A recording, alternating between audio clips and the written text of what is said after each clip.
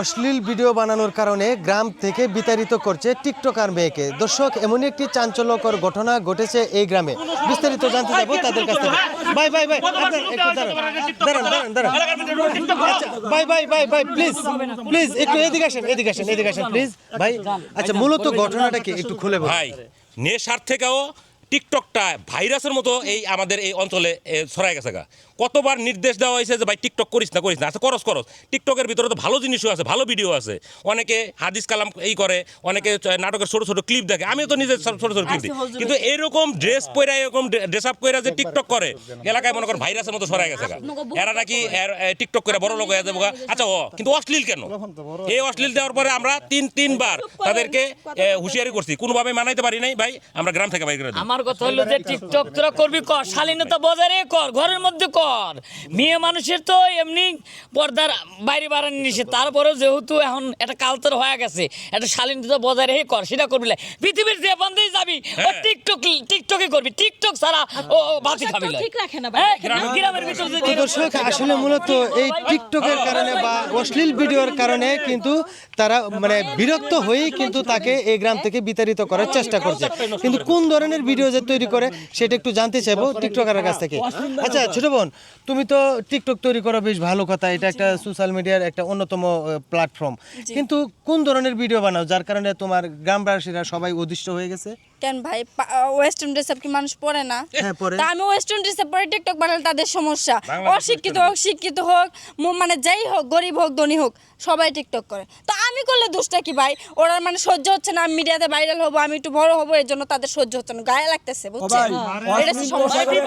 অশ্লীল পোশাক কিন্তু মানুষ পরে, ওইটার একটা ভাগ আছে। এরা এমন পোশাক পরে টিকটক বানায়, আমরা সমাজের মানুষের ক্ষতি হয়। ওর বাপের তুমি এমন কাপড় পরছিস, ওই ভিডিও আমাদের কাছে আছে। তুই গোসলের ভিডিও বানাইতাছিস, গোসলের ভিডিও তুই পেটিকোট পরে বানাইতাছিস, গোসলের বানা।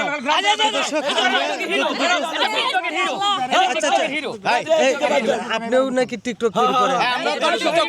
আমরা দুটো টাকার জন্য টিকটক করেছি, মানে টিকটক করলে ভাইরাল হলে পরে টাকা পাওয়া যাবে, লাখ লাখ টাকা পাওয়া যাবে।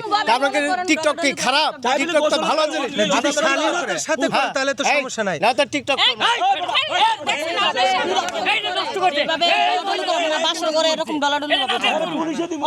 তো দর্শক, আসলে তারা কিন্তু এমন ভাবে ভিডিও তৈরি করে যে ভিডিওটার মাধ্যমে আপত্তিকর কিছু বিষয় থাকে, বিশেষ করে মানে ফ্যামিলি নিয়ে একসাথে দেখার মতো না। এই ধরনের ভিডিও বানানোর কারণে কিন্তু মূলত আজকে তাদেরকে বের করে দিতে চাচ্ছে। তো এখন চলে যাব বাবার কাছে।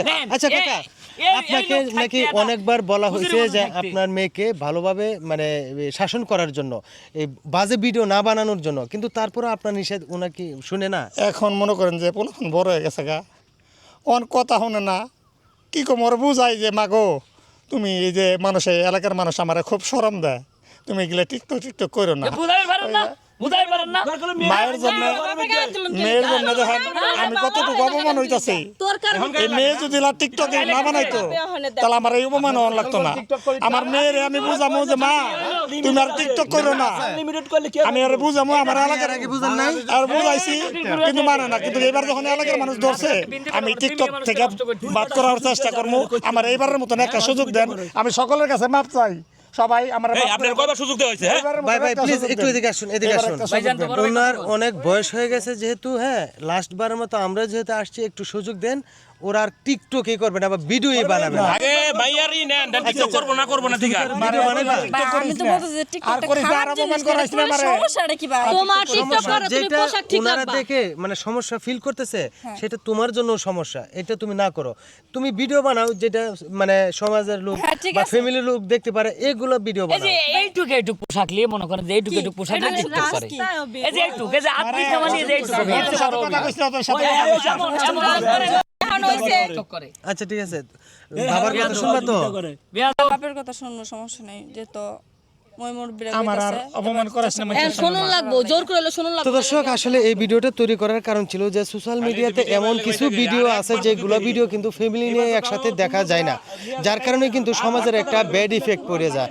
এই জন্য কিন্তু আমাদের এই ভিডিওটা তৈরি করা। অবশ্যই আমরা ভিডিও বানালে আমরা শালীনতার সাথে ভিডিও বানাবো, যেটা কিনা ফ্যামিলির লোকজন সবাই দেখতে পারে এবং দেশের এবং সমাজের উপকার আসে, এই ধরনের ভিডিও বানাবো। আমরা এর বাইরে কোনো ভিডিও বানাবো না। এই ছিল আমাদের ভিডিও। যদি ভালো লেগে থাকে তাহলে অবশ্যই লাইক কমেন্ট শেয়ার করে আমাদের পাশে পাশে থাকবেন। ধন্যবাদ।